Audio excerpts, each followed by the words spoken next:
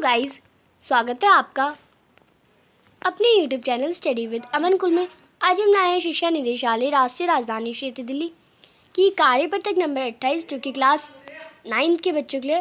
विषय आपका सामाजिक विज्ञान है। डेट है जिसकी 14 सितंबर 2021। आप अपना नाम और अपनी कक्षा अध्यापक का नाम लिखेंगे। आज हम अपना पाठ नंबर 3 संविधान निर्माण उप विषय संविधान निर्माण के बुनियादी मूल्य को स्टार्ट करेंगे। तो यहाँ पे आपको भारत का संविधान का प्रस्तावना दे रखी है, आप इसे पढ़ सकते हैं। उद्देशिका है, हम भारत के लोग भारत को एक संपूर्ण प्रभुत्व संपन्न समाजवादी पथ निरपेक्ष लोकतांत्रिक गणराज्य बनाने के लिए तथा उसके समस्त नागरिकों को सामाजिक अधिकारों और राजनीतिक न्याय विचार अभिव्यक्ति विश्वास धर्म और उपासना की स्वतंत्रता प्रतिष्ठा और अवसर की समता प्राप्त कराने के लिए तथा उन सब में व्यक्ति की गरिमा और राष्ट्र की एकता और अखंडता सुनिश्चित करने वाली बद्धता बढ़ाने के लिए दृढ़ संकल्प होकर अपनी इस संविधान सभा में आज तारीख 26 नवंबर 1939 ई मिति मार्गशीर्ष शुक्ला सप्तमी संवत 2006 विक्रमी को एदत्त द्वारा इस संविधान का अग्रगीत अधिनियत और आत्मवर्तित करते हैं। तो ये आपका संविधान का प्रस्तावना थी, जिसे इंग्लिश में हम प्रेम्बल कहते हैं। ये आपकी थी।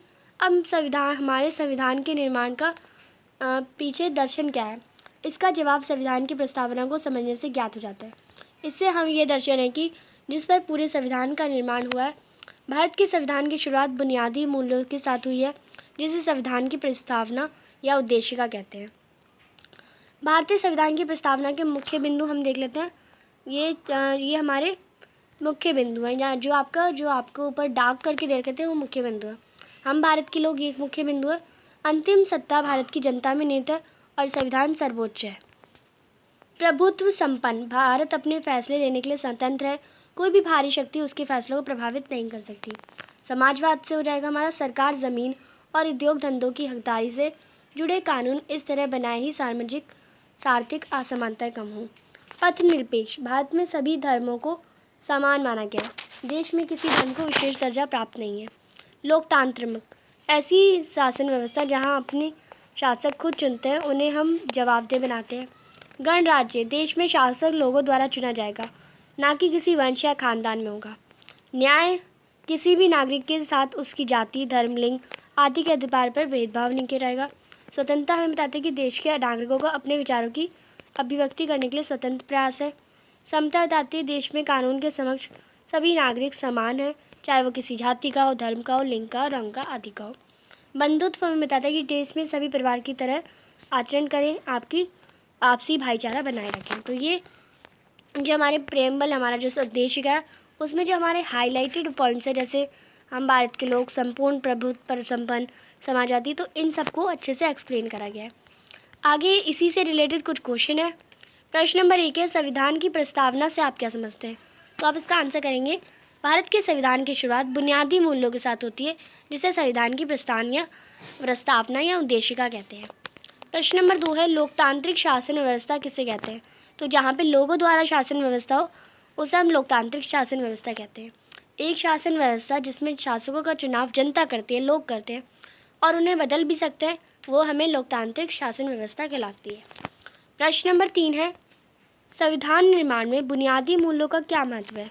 तो आप इसका आंसर करेंगे, बुनियादी मूल्य संविधान निर्माण में आदर्श तथा पथ प्रदर्शक का काम करते हैं। इन्हीं मूल्यों के आधार पर ही संविधान का निर्माण किया गया है। प्रश्न नंबर 4 है, भारत पथ निरपेक्ष राज्य क्यों कहलाता है?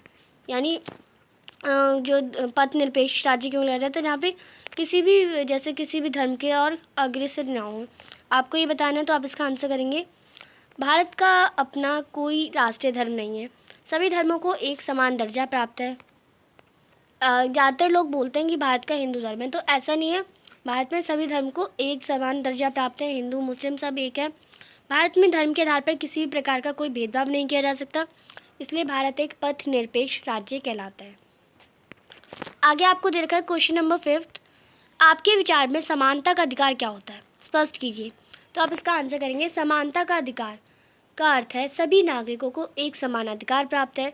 हमारे देश में रंग जाति लिंग भाषा क्षेत्र धर्म संस्कृति आदि किसी भी आधार पर कोई भेदभाव नहीं किया जाता।